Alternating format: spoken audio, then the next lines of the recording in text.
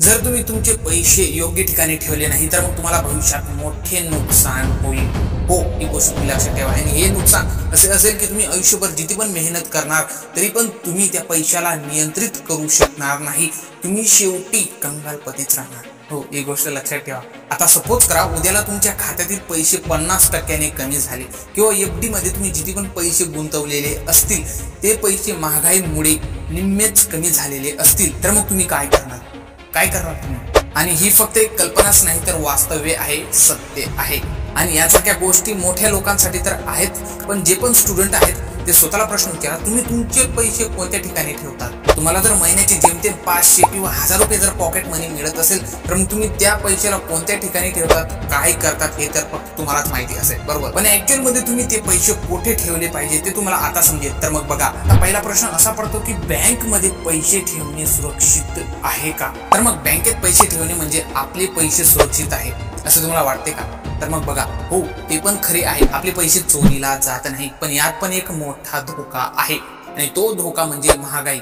हो, आता सपोज करा तुम्ही तुमच्या बँकेच्या सेव्हिंग अकाउंट मध्ये 1 लाख रुपये ठेवले, 1 लाख रुपये तुम्ही ठेवले आणि याच्यावर तुम्हाला 3.5% व्याज मिळत आहे। पण महागाई दर 6% वर जर गेली भविष्यात तर मग तुम्ही काय करणार? यावरून तुम्ही स्वतःच अंदाज लावा ना, स्वतःच अंदाज लावा की तुमचे पैसे या ठिकाणी वाढत आहेत का? अजिबात वाढत नाही, या ठिकाणी उलट तुमचे पैसे कमी होत आहेत। आता दुसरा प्रश्न येतो, एफडी हा चांगला पर्याय आहे का? एफडी म्हणजे फिक्स डिपॉझिट, म्हणजे एकदम पैसे आपण या ठिकाणी लॉक करतो या ऑप्शनच्या थ्रू। पण एफडी म्हणजे गॅरंटेड सुरक्षित पैसे असे आहे का? तर नाही, हे सर्वात मोठे एक ट्रॅप आहे। तर बघा, एफडी मध्ये 5 ते 7% आपल्याला व्याज मिळत असते, पण जर महागाई दर 6% वर जर असेल तर यावरून आपण स्वतःच विचार करू शकतो की आपल्याला नफा या ठिकाणी होत आहे का? अजिबात या ठिकाणी होत नाही आहे। आपण फक्त आपल्या पैशाला विनाकारण थांबवून ठेवत आहे। हो, एफडीच्या थ्रू तुम्ही जर 10 वर्षासाठी पैसे जर तुम्ही लॉक करण्यासाठी तयार आहात तर मग एफडी तुमच्यासाठी वन ऑफ द बेस्ट पर्याय असू शकतो। पण जर तुम्हाला लवकर पैसे काढायचे असतील तर मग एफडी तुमच्यासाठी नाही आहे, ही गोष्ट तुम्ही लक्षात ठेवायची आहे। मग पैसे ठेवायचे कुठे, योग्य पर्याय कोणता? आता तुमच्या मनात हा प्रश्न असेल तर मग बघा, खरं मध्ये जर तुम्हाला पैसे कमवायचेच जर असतील तर मग त्या पैशांना लॉक करून अजिबात ठेवू नका, त्या पैशांना उलट कामाला लावा। आता मग बघा, एफडी आणि सेव्हिंग अकाउंट मध्ये पैसे ठेवून काहीच फायदा नाही, बल्कि याच्याहून पण अजून काही बेस्ट पर्याय आहेत ते तुम्ही पाहू शकता, जसं की म्युच्युअल फंड झाले, त्यानंतर मग पीपीएफ, त्यानंतर मग डिजिटल गोल्ड, रिअल एस्टेट, त्यानंतर मग stocks. PPF public provide fund सरकारच्या गॅरंटी खाली येतो आणि चांगले व्याज देखील मिळते। म्युच्युअल फंड एसआयपी 12% पर्यंत परतावा मिळतो, पण यामध्ये जोखीम जास्त आहे। डिजिटल गोल्ड यामध्ये सोन्यात पैसे गुंतवणे एकदम बेस्ट ऑप्शन असू शकते, सोने कधीही कमी होत नाही। त्यानंतर मग स्टॉक किंवा शेअर्स, तर मग बघा, योग्य कंपनीमध्ये गुंतवणूक केली तर एफडी पेक्षा 10 पट जास्त रिटर्न्स तुम्हाला या ठिकाणी मिळू शकते। लास्ट मध्ये जे काही मी स्टॉक ऑप्शन बोललो, शेअर्स ऑप्शन जे काही बोललो, त्याच्यामध्ये असे पण एक ऑप्शन आहे ज्यामध्ये तुम्ही एखादे स्टॉक किंवा शेअर्सला तुम्ही स्वतःच्या पैशाने एकचदा पैसे देऊन जर तुम्ही खरेदी केले तर मग तो स्टॉक तुम्ही केव्हा पण विकू शकता।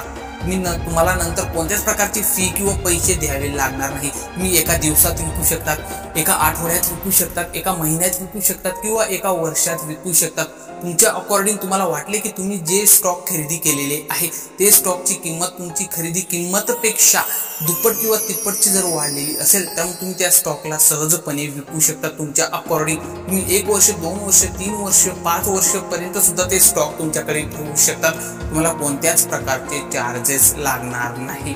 हो, आणि अशा प्रकारचे जे काही स्टॉक किंवा शेअर्स असतात त्यांना आपण डिलिव्हरी ट्रेडिंगच्या ऑप्शनच्या थ्रू खरेदी करू शकतो।